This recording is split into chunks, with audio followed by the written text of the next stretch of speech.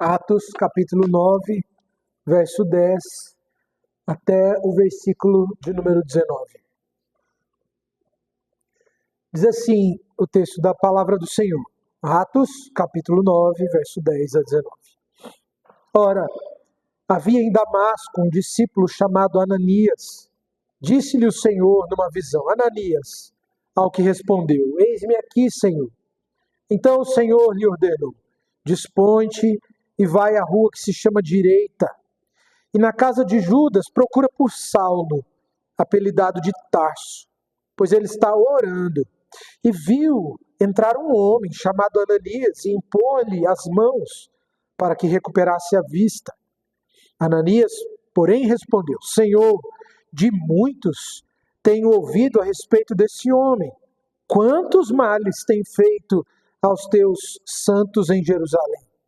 E para aqui trouxe autorização dos principais sacerdotes para prender a todos os que invocam o teu nome. Mas o Senhor lhe disse: vai, porque este é para mim um instrumento escolhido para levar o meu nome perante os gentios e reis, bem como perante os filhos de Israel, pois eu lhe mostrarei quanto lhe importa sofrer pelo meu nome. Então Ananias foi e, entrando na casa, impôs sobre ele as mãos, dizendo: Saulo, irmão, o Senhor me enviou, a saber, o próprio Jesus, que te apareceu no caminho por onde vinhas, para que recuperes a vista e fiques cheio do Espírito Santo. Imediatamente lhe caíram dos olhos como umas escamas, e tornou a ver. A seguir levantou-se e foi batizado. E depois de ter se alimentado, sentiu-se fortalecido. Então permaneceu em Damasco alguns dias com os discípulos. Até aí. Vamos orar mais uma vez? Ó Deus, mais uma vez nós nos colocamos diante de Ti e agora, tendo lido Sua palavra, pedimos, ó Deus, pela iluminação do Teu Espírito Santo, dando-nos entendimento da verdade conforme revelada no texto das Escrituras.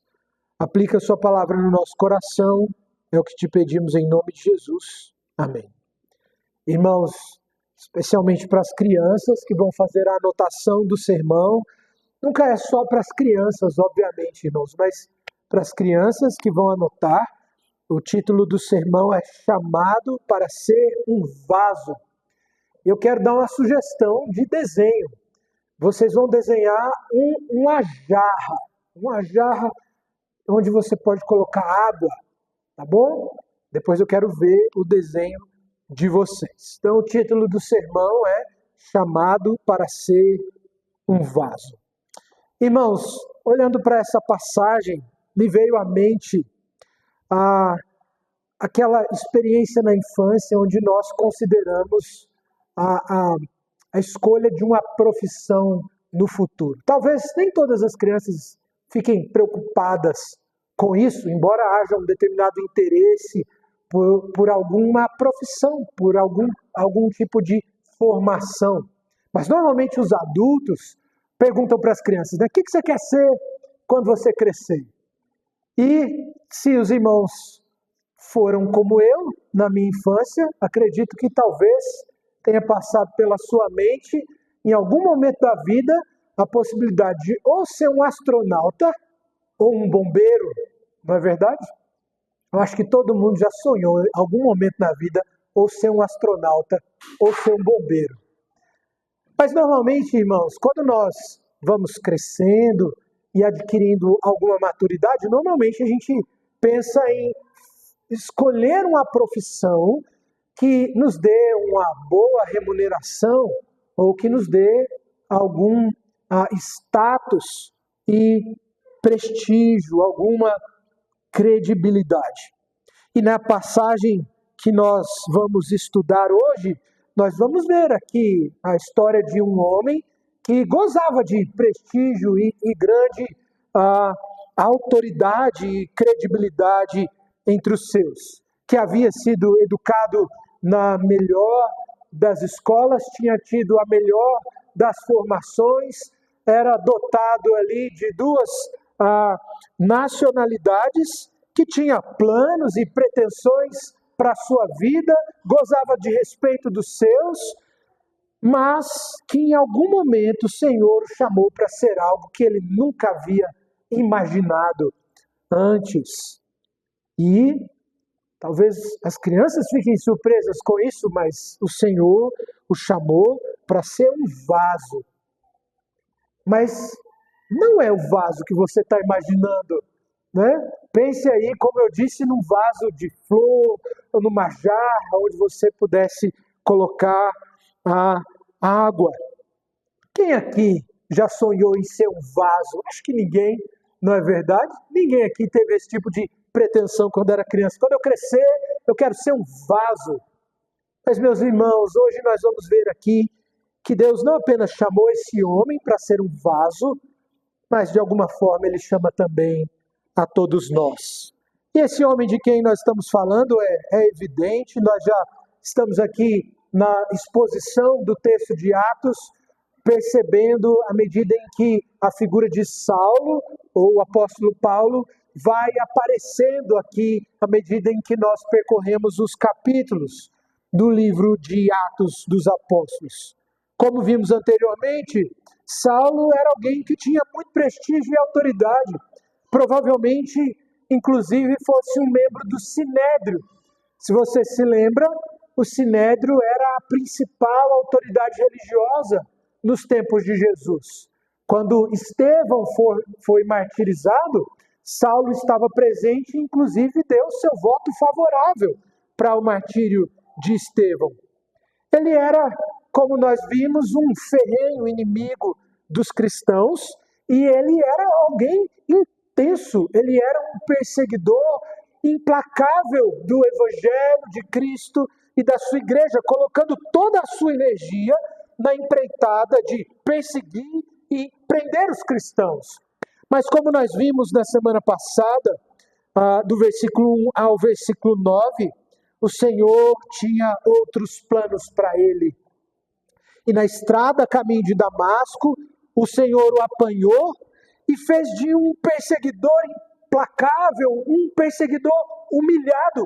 E é assim que o texto do capítulo 9, versículo 1 ao 9 termina.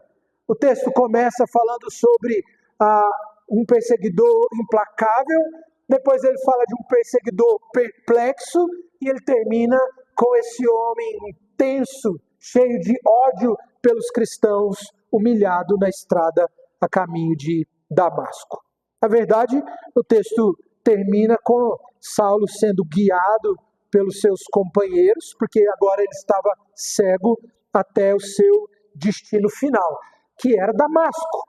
Mas nós nos lembramos, irmãos, Saulo vai chegar em Damasco impactado pelo Evangelho, impactado pela visão de Cristo, já não mais respirando ameaças e morte contra os crentes, mas humilhado, tendo em vista a visão da glória e da pessoa do nosso Senhor Jesus. Cristo tinha outros planos para ele, e nós vamos ver quais planos eram esses. E no primeiro ponto do nosso sermão, do verso 10 até o 14, eu quero chamar a sua atenção para um chamado inusitado, para uma vocação inusitada. E não necessariamente aqui para o chamado do apóstolo Paulo, mas o chamado do Senhor para Ananias. Nós veremos esses dois homens aqui nessa passagem. Nos versos anteriores, então, como acabei de mencionar, Saulo termina sua viagem para Damasco de uma maneira inusitada, completamente diferente daquela que ele havia considerado e planejado. Ele que antes respirava ameaças e morte contra os crentes, chega em Damasco humilhado, cego e guiado pelos seus companheiros. Durante a sua viagem, como o capítulo nos mostra, o capítulo 9 nos mostra, ele teve um encontro inesperado com o Senhor Jesus, que vai confrontá-lo, dizendo que ao perseguir os cristãos, Saulo estava perseguindo o próprio Cristo. As atrocidades que Saulo vinha cometendo eram terríveis. Sobretudo, o texto nos mostra, porque eram cometidas contra o próprio Cristo. E aí, meus irmãos, nós vimos que nisso consiste a gravidade do pecado, ou seja, o fato dele ser cometido contra Cristo. Aquilo que Saulo vinha fazendo, perseguindo os cristãos, era do ponto de vista da humanidade algo terrível, desumano. Mas o pior era que as atrocidades cometidas eram contra o próprio Senhor Jesus. Então, ao chegar em Damasco, Saulo foi para a casa de um homem chamado Judas. E ali ele estava orando. E aí o texto chama a nossa atenção para o fato de que enquanto ele orava, Saulo teve uma visão. Uma visão.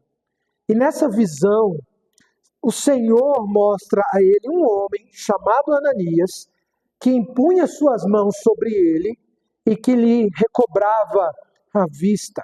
E ao mesmo tempo, há uma curiosidade aqui, ao mesmo tempo em que o Senhor preparava Saulo para receber Ananias, o texto nos mostra que o Senhor também preparava Ananias para ir até o encontro de Saulo. E provavelmente tenha sido difícil para Saulo receber Ananias. Afinal, como ele receberia agora aquele que ele tinha o desejo e tentava meter em cadeias e prisões? Ele deve ter ficado, de alguma forma, humilhado e constrangido. Mas, no entanto, meus irmãos, certamente seria ainda mais difícil para Ananias se encontrar com Saulo. Isso porque Ananias tinha consciência, ele tinha ciência, melhor dizendo, das atrocidades que Saulo vinha cometendo contra os santos em Jerusalém. E não apenas isso, Ananias sabia, inclusive, que Saulo estava em Damasco com autorização dos principais sacerdotes para prender os crentes que ali estavam. Por conta disso, num primeiro momento, Ananias parece hesitar em obedecer à voz do Senhor. E ele aparentemente argumenta com o Senhor. Olha como o texto vai dizer no versículo 13: Senhor, de muitos tenho ouvido a respeito desse homem. Quantos males tem feito aos teus santos em Jerusalém? E para aqui trouxe a autorização dos principais sacerdotes para prender a todos os que o invocam, o seu nome. O pastor Assis Pru, comentando o texto de Atos, ele vai dizer, e na verdade, ele é bastante duro ao se referir aqui a Ananias, dizendo que Ananias agiu com uma arrogância indescritível, pois intentara corrigir o Senhor.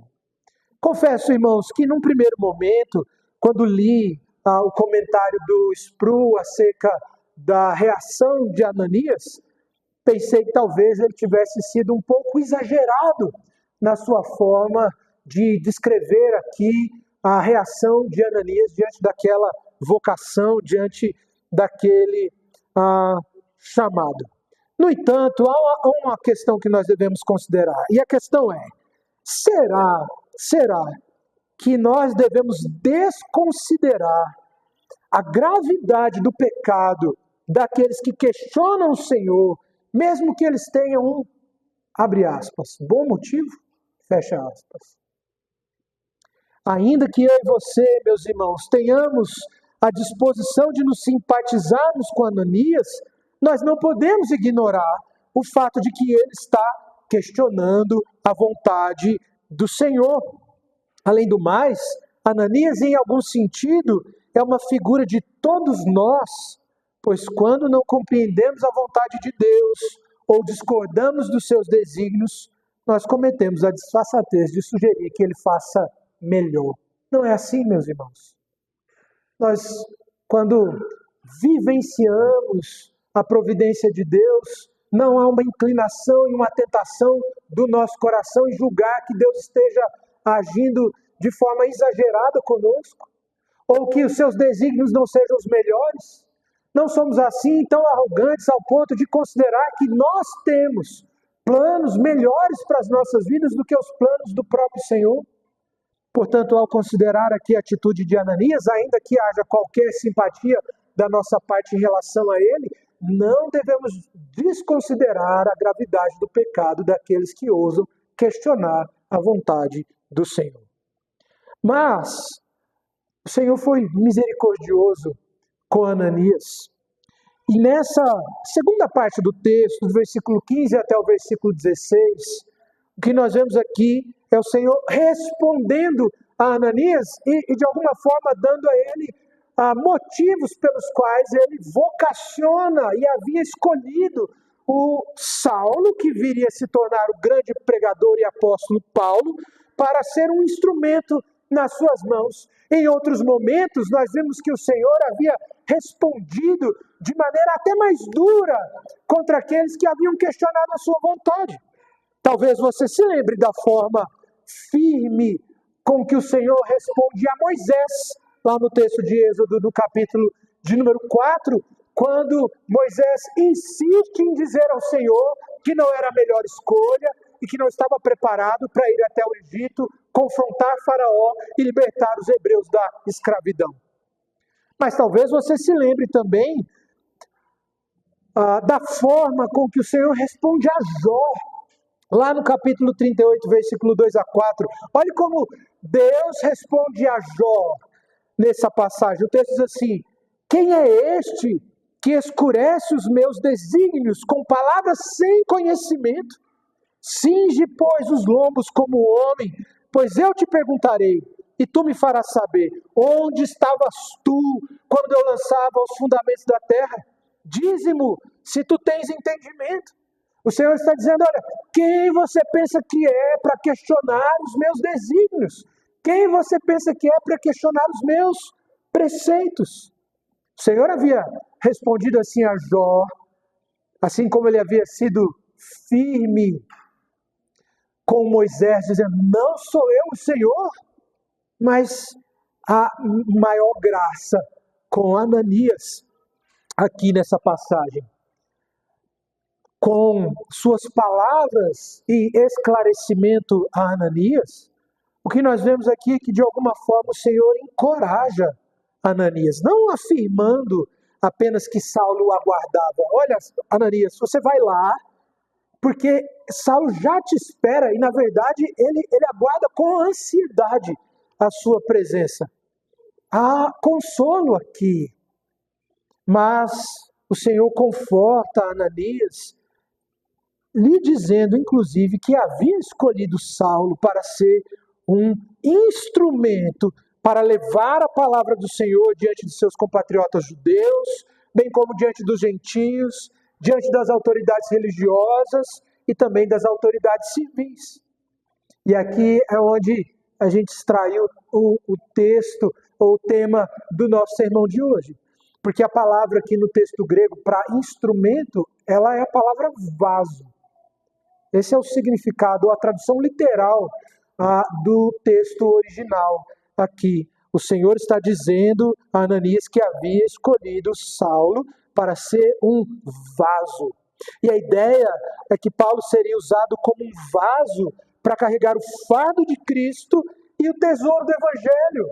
Eu estava lendo um comentarista, irmãos, que sugere de alguma forma que Saulo tivesse sido escolhido pelo Senhor por causa das suas habilidades, por causa das suas qualidades. Olha, ele tem potencial, então a gente vai pegar todo esse potencial e vamos direcionar para outro lado. Mas eu não creio, meus irmãos, que essa seja uma forma ou a melhor forma de nós considerarmos isso. Inclusive porque afirmar que o Senhor havia escolhido Saulo por causa das suas qualificações, por causa do seu currículo, entendo eu que é desconsiderar aquilo que Saulo diz a respeito de si mesmo, dizendo que abriu mão de tudo aquilo que nós poderíamos julgar digno de honra por causa da sublimidade de Cristo.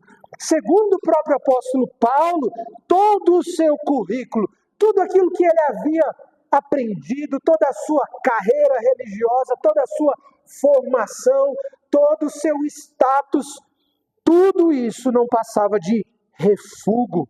A glória não estava nele, nas suas habilidades, na sua das suas aptidões, no seu status, no prestígio que ele tinha, no seu currículo. A glória era de Cristo. E Saulo mesmo, já Paulo, vai dizer, escrevendo aos Coríntios, na sua segunda carta, as seguintes palavras: temos, porém, este tesouro em vasos de barro, para que a excelência do poder seja de Deus e não de nós.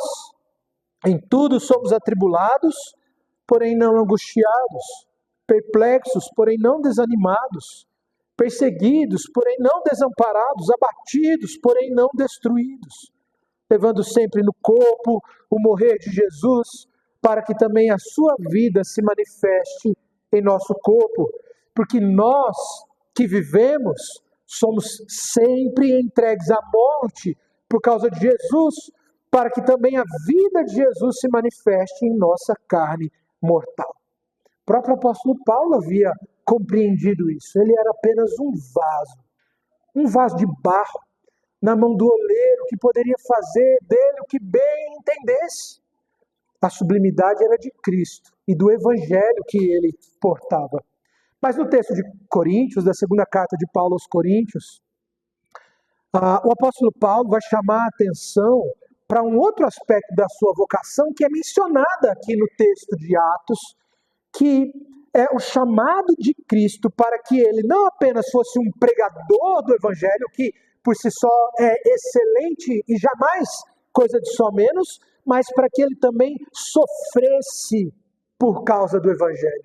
Olha como o texto diz, verso 15: mas o Senhor disse, vai, porque este é para mim um instrumento escolhido para levar. A ideia de levar aqui é carregar o meu nome perante os gentios e reis, bem como perante os filhos de Israel. Pois eu lhe mostrarei quanto lhe importa sofrer pelo nome.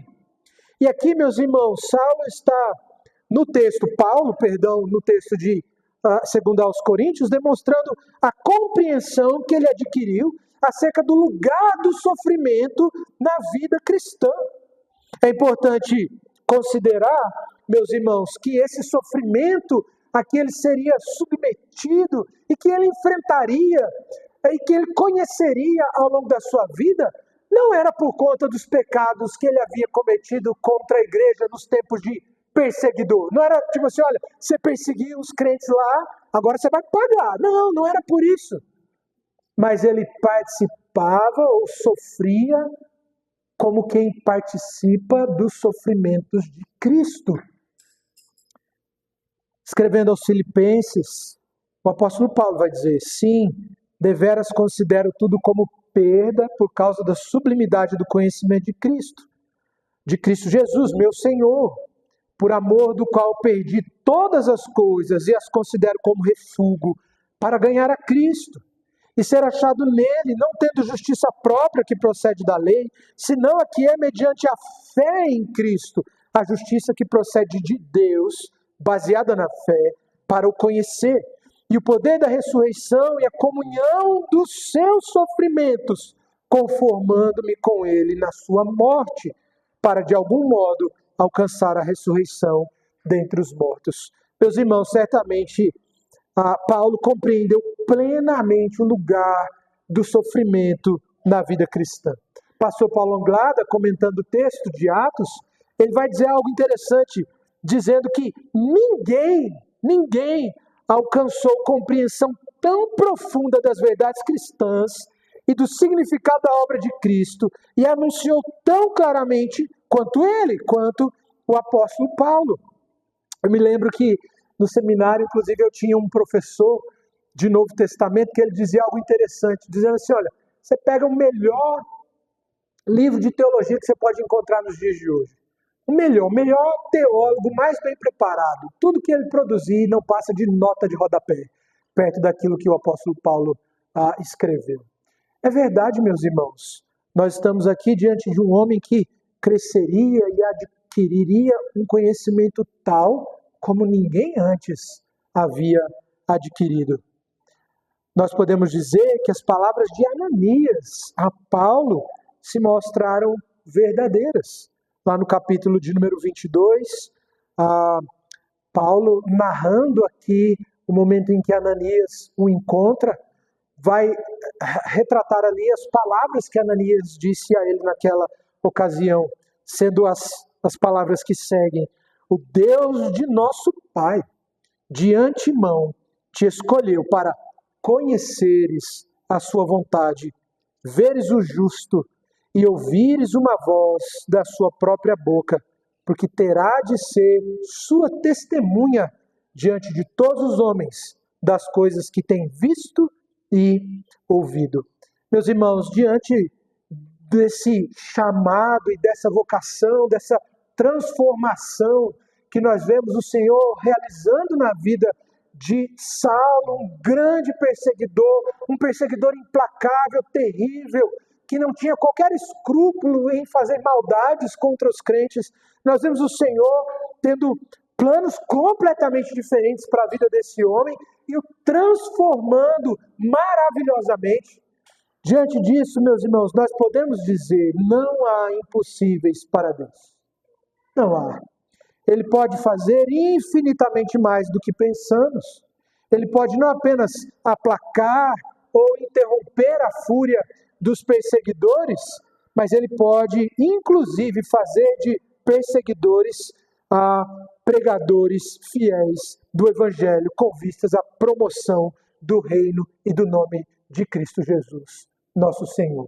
Não há impossíveis, meus irmãos, para Deus. Eu quero, desde já, fazer algumas considerações que creio serem importantes aqui. E a primeira delas é que, entendo eu, que essa transformação que nós vemos aqui, relatada por Lucas, ao redigir essa experiência maravilhosa do apóstolo Paulo no caminho de Damasco e seu encontro com Ananias, esse texto deve ser para nós, meus irmãos, um encorajamento para todos aqueles que têm orado por amigos e familiares que ainda não se renderam a Cristo. Nós não devemos ficar desanimados, meus irmãos, pois o Senhor pode alcançar o coração do pecador mais obstinado. O Senhor pode transformar o coração do pecador mais hostil. Se ele fez de Saulo o grande apóstolo Paulo, ele pode transformar o coração de qualquer um. Para Deus não existe causa perdida. Se ele alcançou Saulo, se ele alcançou a minha vida, se ele alcançou a sua vida, ele pode alcançar a vida de qualquer um. Portanto, não desanime, meu irmão e minha irmã. Não desanime. Mas persevere. Persevere em oração, persevere na pregação do Evangelho, porque não há impossíveis para Deus. Mas há uma outra consideração que eu quero fazer. E é que, ainda que nós não sejamos chamados para ser apóstolos, como o apóstolo Paulo, e nós não seremos, de fato, nós já tratamos aqui sobre as credenciais de um indivíduo para que ele pudesse exercer o ofício apostólico, ainda que nós não sejamos chamados para ser apóstolos, e nós não seremos, nós devemos entender que todos nós somos chamados para ser instrumentos nas mãos do Senhor, e nós podemos ser instrumentos nas mãos do Senhor. Talvez você julgue, inclusive, que não tenha capacidade ou qualidade que o torne apto para o serviço do Senhor. Talvez você se julgue pequeno demais ou inferior demais, mas devemos nos lembrar que é o Senhor quem nos capacita. Todos nós somos, de fato, apenas vasos de barro. Todos nós. Não passamos de vasos de barro. Mas todos nós, meus irmãos, trazemos conosco a sublimidade do Evangelho de Cristo.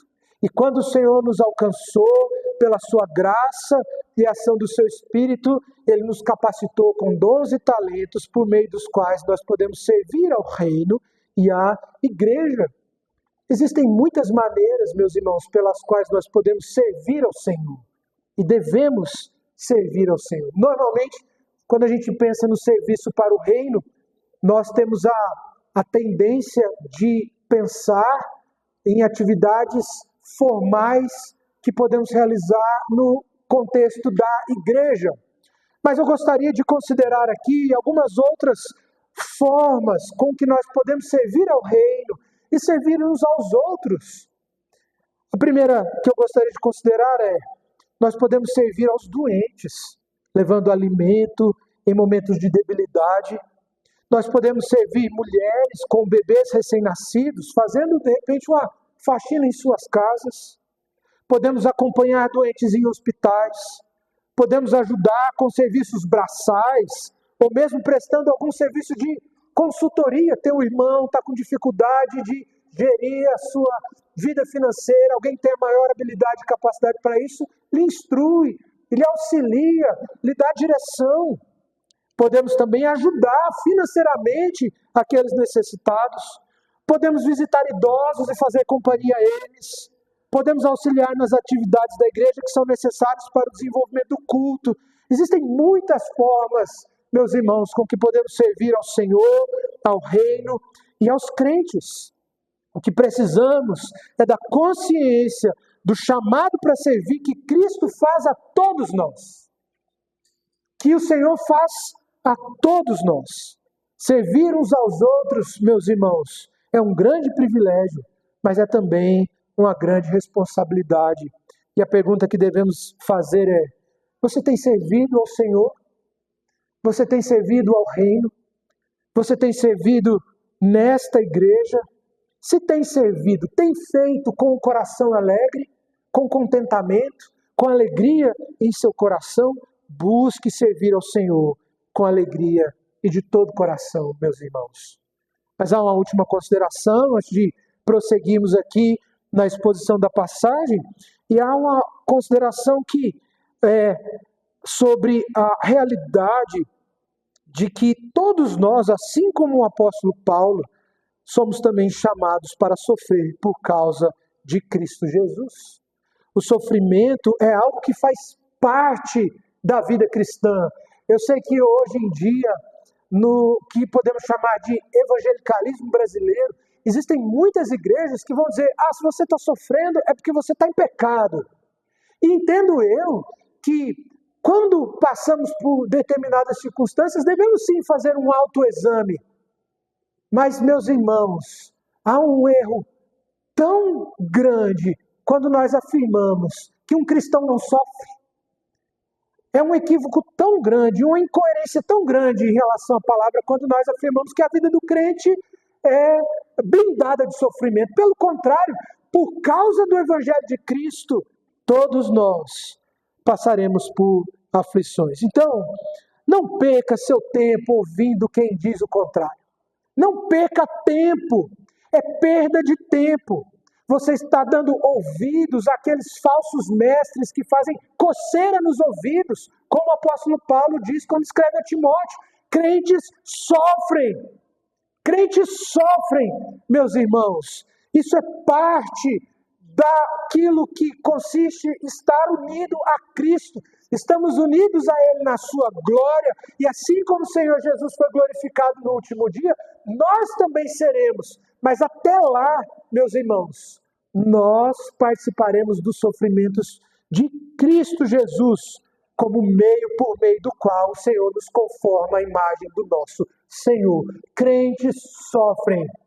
Crentes sofrem. Portanto, não se deixe enganar.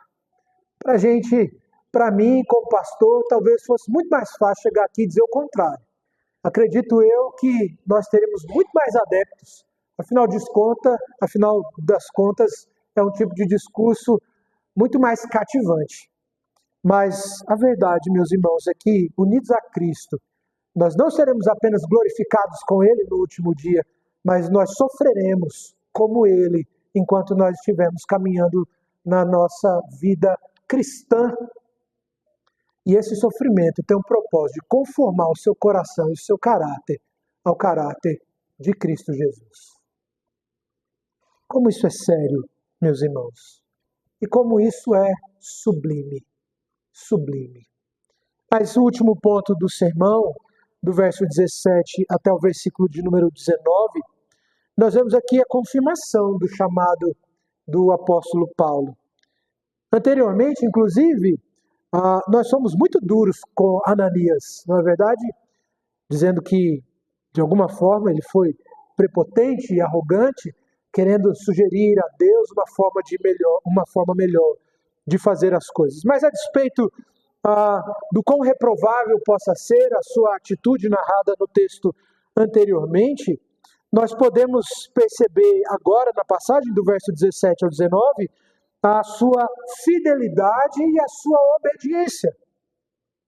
Pois mesmo diante da possibilidade de morte, uma vez que ele estava indo se encontrar com um grande perseguidor da igreja, ele prontamente obedeceu ao Senhor e foi até a casa de Judas se encontrar com Saulo. E a despeito da sua hesitação inicial, nós podemos dizer, porque o próprio apóstolo Paulo faz referência a ele dessa forma lá no capítulo 22, Ananias era um homem piedoso, um servo fiel, talvez inclusive um líder da igreja em Damasco. O pastor Paulo Anglada, inclusive falando a respeito de Ananias, diz que por conta da sua coragem, boa vontade, obediência e o significado da sua ação, Ananias é de fato um dos heróis esquecidos da igreja cristã. Calvino, inclusive, faz menção de Ananias, dizendo assim: esse é o sinal de rara obediência, que embora devido ao temor da morte ele tenha a princípio hesitado, ele se apressou a ir para onde Cristo o havia chamado. E há algumas considerações que eu quero fazer aqui, meus irmãos. A primeira delas é que, assim como Ananias, e nós já vimos isso aqui em outros momentos, deve haver disposição no nosso coração para obedecer ao Senhor, ainda que, assumindo essa postura, nós nos sujeitemos a determinados riscos. Havia risco para Ananias, de alguma forma, mas ainda assim ele se dispôs a obedecer o Senhor. E da mesma forma, meus irmãos, deve haver em nós a disposição de obedecer e de nos submetermos à vontade do Senhor. Nós podemos nos lembrar das palavras do Senhor Jesus, que tratando a respeito da vida cristã, do discipulado e da obediência, ele diz: aquele que tem os meus mandamentos e os guarda, esse é o que me ama. Todos nós, meus irmãos, somos chamados a obedecer o Senhor e devemos nos esforçar para fazer isso de forma piedosa. A outra consideração que eu gostaria de fazer é que, entendo ser pertinente, é que embora o texto tenha ressaltado aqui a hesitação de Ananias há poucos versos antes, o texto também chama atenção para as suas virtudes. Aqui no texto de forma subjetiva, no capítulo 22 de forma objetiva, mas o que nós vemos aqui é um homem obedecendo prontamente e de forma corajosa. E eu entendo, meus irmãos, que como cristãos devemos evitar o orgulho e a soberba, mas de alguma forma, algumas pessoas têm visto isso como motivo para não fazer elogios ou para não reconhecer as virtudes daqueles que estão à nossa volta. Da mesma forma que devemos repreender os pecados, nós devemos também reconhecer as virtudes. Por isso, meus irmãos, quando tiver oportunidade, quando for apropriado, elogie seu irmão, reconheça as suas qualidades, louve a Deus pela vida dele. Por outro lado, tudo aquilo que nós formos fazer, não devemos fazer esperando o reconhecimento de ninguém. Não devemos agir e viver tendo o elogio como um combustível para as nossas ações. Antes, devemos fazer tudo para o Senhor, independente do reconhecimento que nós possamos ter. Mas seguindo adiante, nós podemos ver que Ananias, então, ele agora chega à casa de Judas. E ele é guiado, então, pelo anfitrião. E chega à presença de Saulo. Eu fico imaginando esse momento. Embora o texto sugira que Ananias age prontamente, sem muito rodeio, ele age e faz aquilo que o Senhor havia mandado ele fazer, mas nós passamos por determinados momentos das nossas vidas em que sentimentos, pensamentos passam pela nossa mente em frações de segundo.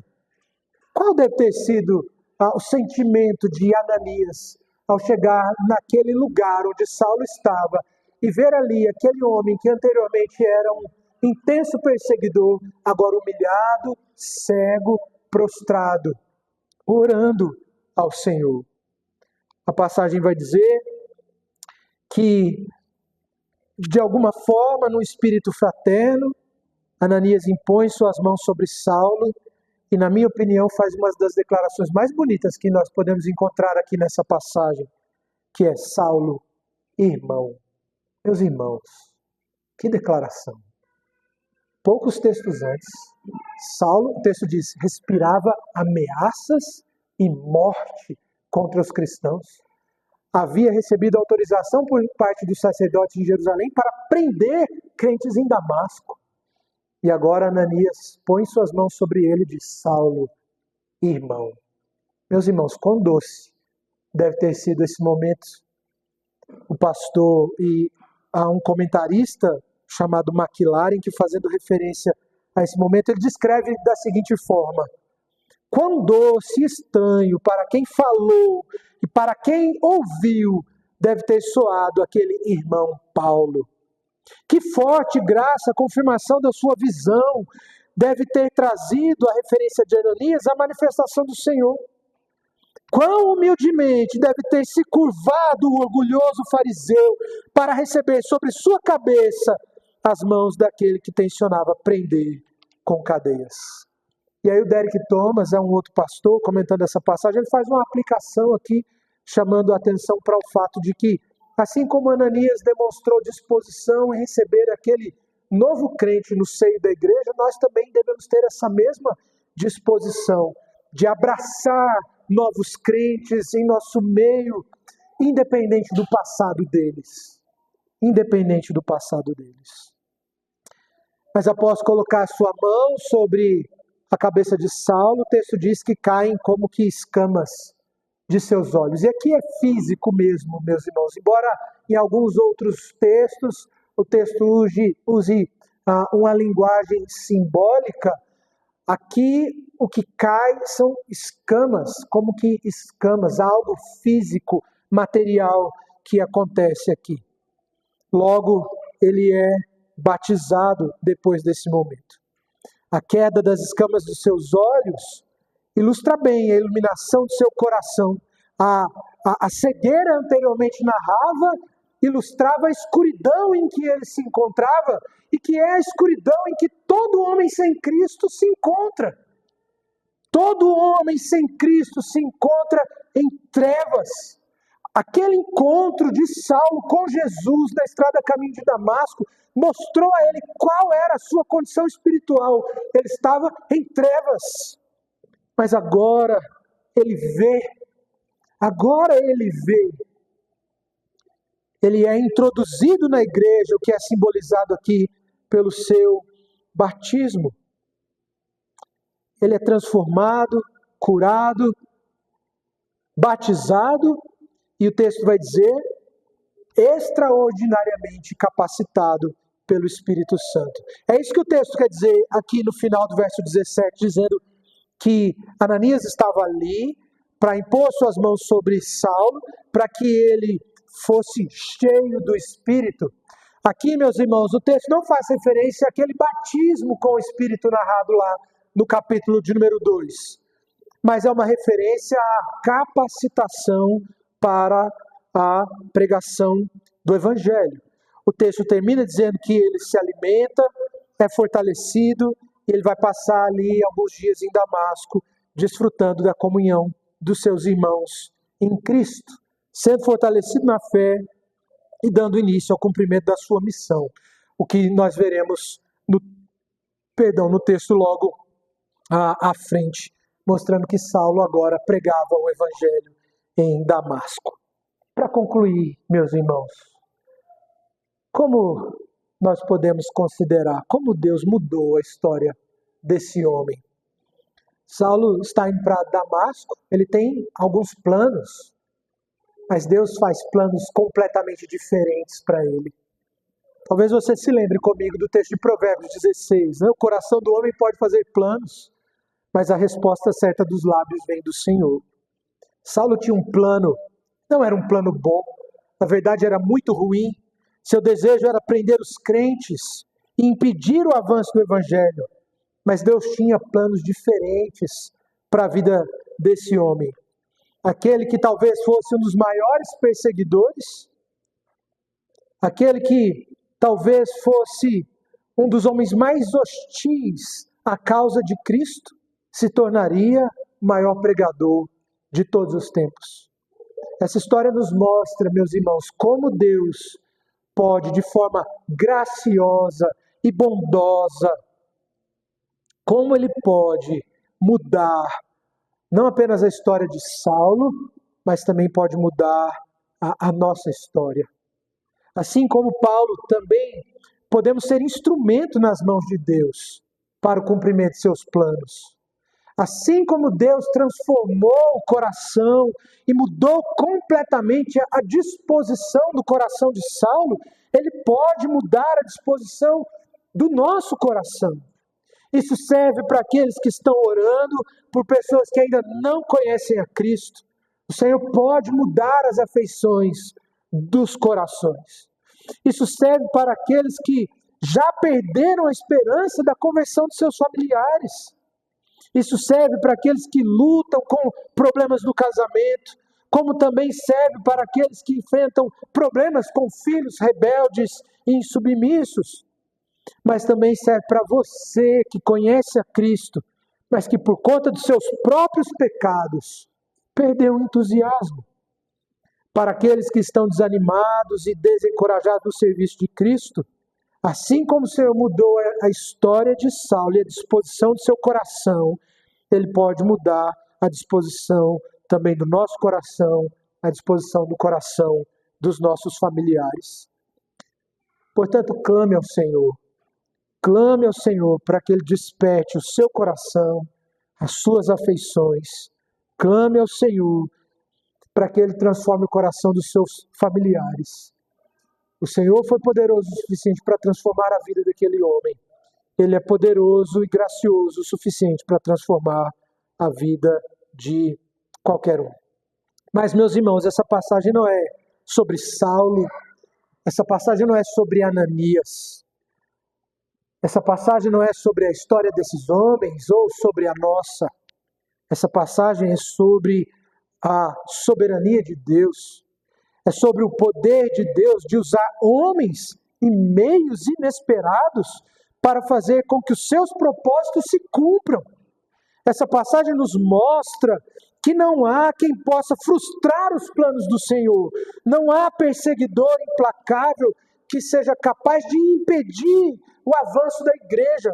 Nem Saulo, ou qualquer monarca, ou um presidente, ou um líder religioso ou civil, ou até mesmo Satanás, nada pode conter o avanço da igreja. E se preciso for, o Senhor transformará perseguidores em pregadores fiéis do Evangelho. Por isso, meus irmãos, nós devemos perseverar, porque o Cordeiro venceu e nós devemos seguir. Que Deus nos abençoe.